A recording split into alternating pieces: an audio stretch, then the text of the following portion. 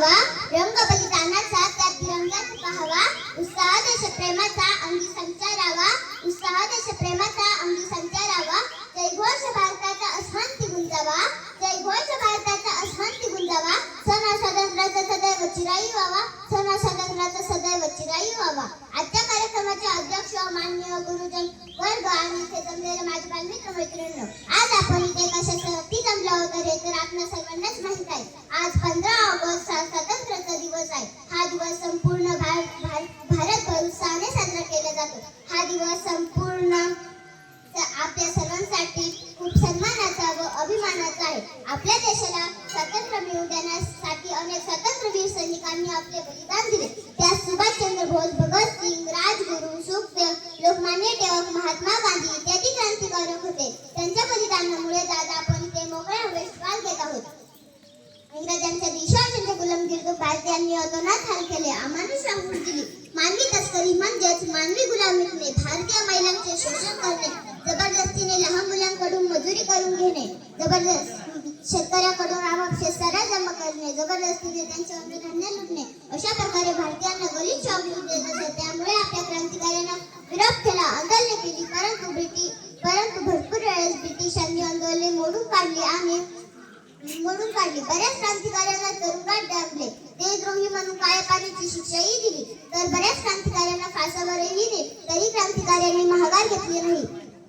आपले बलिदान देण्यास आपले भाग्य मानले.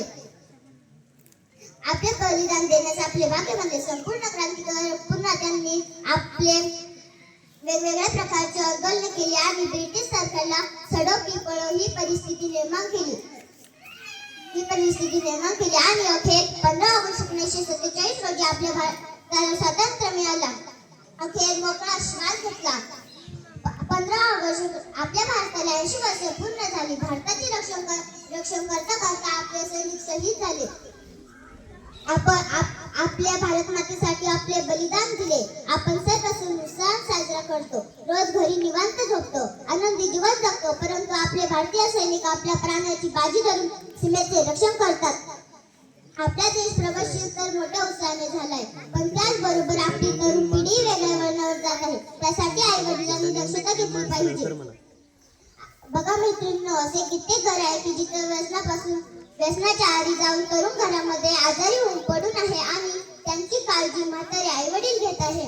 माझी विनंती आहे की आपल्या पाल्यांना असे संस्कार द्या की जेणेकरून ते व्यसनापासून दूर राहील आणि नंतर तुम्हाला पश्चाताप होणार नाही. बघा मैत्रिणींनो, व्यसनाने जसे एक पाठ कमी होत जातात, त्यासाठी मुलांना शिक्षण घडवणं खूप महत्त्वाचे आहे. बघा मैत्रिणींनो, बाँड्रीवर लढणं म्हणजेच कर्तव्य गाजवणं नव्हे, तर प्रत्येक नागरिकाने शिस्तबद्ध असणे आवश्यक आहे. प्रत्येक नागरिकाने देशाबद्दल आपापले कर्तव्य पार पाडले, त्यातच खरी देशभक्ती आहे. मला जाता एवढेच म्हणायचे आहे. तिरंगा आहे आपली शान, तिरंगा आहे आपली शान. आपला भारत जगात महान, आपला भारत जगात महान. विसरू नका त्या वीरांना,